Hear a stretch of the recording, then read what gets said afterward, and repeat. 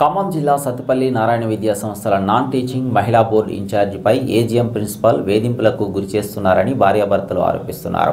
గత కొంతకాలంగా principal AGM తనను లైంగిక వేధింపులకు గురిచేస్తున్నట్లు చెప్పారు. బ్రతుకు తెరువు కోసం పనిచేస్తుంటే వేధింపులకు పాల్పడడం పట్ల వారు ఆవేదన వ్యక్తం చేస్తున్నారు. తమకు న్యాయం చేయకుంటే పురుగుల మందు తాగి ఆత్మహత్య చేసుకుంటామని మీడియా ముందు భార్యాభర్తలు పేర్కొన్నారు. అనంతరం బాధితులు పోలీస్ స్టేషన్ను ఆశ్రయించారు. తమ విద్యా సంస్థల్లో ఇలాంటి ఘటనలకు చోట్లేదని ప్రిన్సిపాల్ తెలిపారు. ఘటనపై పూర్తి స్థాయిలో విచారణ చేయాలని బాధితులు కోరుతున్నారు.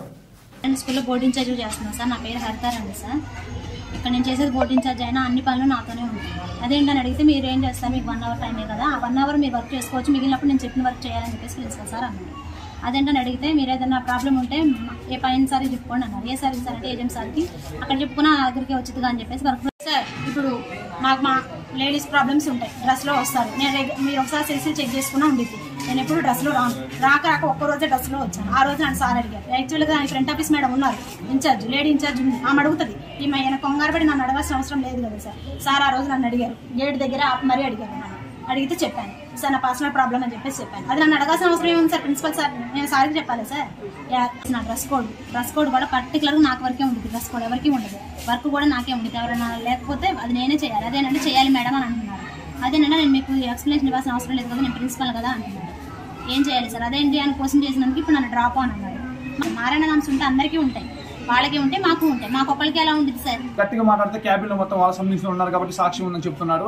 సీసీ ఫుటేజ్ ఓపెన్ చేయండి సార్. అమ్మాయిని భయందోళంగా గురి చేయడం కాక సెక్సువల్ గా అమ్మాయిని కింద నుంచి పైకి చూడటం, ఒక ఆడపిల్లకి పర్సనల్ ప్రాబ్లం అయితే 10 సార్లు ప్రిన్సిపల్ చెప్పుకుంటారు సార్. నారాయణ సంస్థలో ఒక లేడీ ఇన్ఛార్జ్ పెట్టుకోవాలి. ఆ ఇన్ఛార్జ్ ఏం చేస్తుంటే వెళ్ళి ఆమె చెప్పుకుంటుంది మాకు ఈ ప్రాబ్లం వచ్చిందని. ఆ విధంగా ఉండాలి కానీ ఒక ప్రిన్సిపాల్ ఒక ఆడపిల్ల పట్ల ఏజెం ఆడపిల్ల పట్ల ఇలా దురుసుగా ప్రవర్తించడం అతనికి మేము దీన్ని సహించలేము. అది కాక నా మీద ఇంత చేసినందుకు గాను న్యూసెస్ కేసు పెట్టడం కూడా జరిగింది. నన్ను పోలీసులు తీసుకెళ్తున్నారు. అయినా పర్లేదు సార్, నేను న్యాయ పోరాటం చేస్తాను. నారాయణలో నాకు నా మిస్సెస్కి ఇద్దరికి జాబ్ లేకపోయినా పర్లేదు కానీ నారాయణ సంస్థ వెళ్ళేది గుడ్. నారాయణ సంస్థ కోసం ప్రాంతంగా చేయడానికి నేను నా భార్య కూడా సిద్ధంగా ఉన్నాము. అదేవిధంగా మేము కోరుకుంటూ నారాయణ గారు ఇప్పటికైనా కలగజేయండి. ఆడపిల్ల పట్ల ఈ ప్రిన్సిపాల్ ఏజీఎం చేసే సెక్సువల్ హెరాస్మెంట్ ని అన్నింటినీ కూడా ఖచ్చితంగా మీరు మీ దృష్టికి వచ్చి మీరు చర్య తీసుకోవాలని కోరుకుంటూ, ఒక ఆడపిల్లకి అన్యాయం జరిగింది కాబట్టి ఆడపిల్లకి న్యాయం జరిగేంత వరకు కూడా మేము ఈ గేటు ముందు ఖచ్చితంగా కూర్చుంటాము. లేకపోతే మాకు న్యాయం జరగకపోతే ఖచ్చితంగా నా భార్య నేను ఇద్దరము కూడా ముందాగి చచ్చిపోవడానికి సిద్ధంగా ఉన్నాము. నా భార్య ఆల్రెడీ మెంటల్ గా డిస్టర్బ్ అయిపోయింది.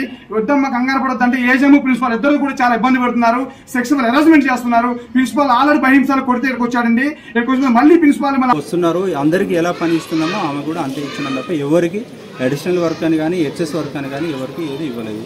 సో సహజమైన పనులు చెప్తేనే మా మీద కావాలని ఆరోపణలు చేయడము, దాంతోపాటుగా ప్రిన్సిపల్ హరాస్మెంట్ చేస్తున్నాడు ఇట్లా అట్లా అని చెప్పి క్రియేట్ చేయడము ఇదంతా జరిగింది. అంటే మొన్న వచ్చినప్పుడు నేను క్లియర్గా మాట్లాడినా, ఏదైనా సమస్య ఉంటే చెప్పమ్మా. ఇప్పుడు మొన్న ఆమెను కూర్చోబెట్టి, సరిత మేడం అని మా దాంట్లో ఒక టీచరు, మిగతా వాళ్ళని కూర్చోబెట్టి ఏదైనా సమస్య ఉందా, ఇప్పుడు నిజంగా నీకు సమస్య ఉంటే ఇప్పుడు చెప్పు, ఓకే అట్లా ఇట్లా. అంటే స్కూల్లో డ్రెస్ కోడ్ అనేది కామన్గా ఉంది అందరితో పాటు. మీరు అంటే మీరు మామూలుగా డ్రెస్ కోడ్ ఏంటి, శారీస్లో రావాలి. పంజాబ్ డ్రెస్లలో ఒకవేళ వస్తే ఇప్పుడు దానికి మీరు ముందస్తుగా ఇన్ఫర్మేషన్ ఇవ్వండి అనేది మాత్రమే చెప్పాను తప్ప దాన్ని వీళ్ళు కావాలని నేను మాత్రం డ్రెస్ కోడ్ ఉందా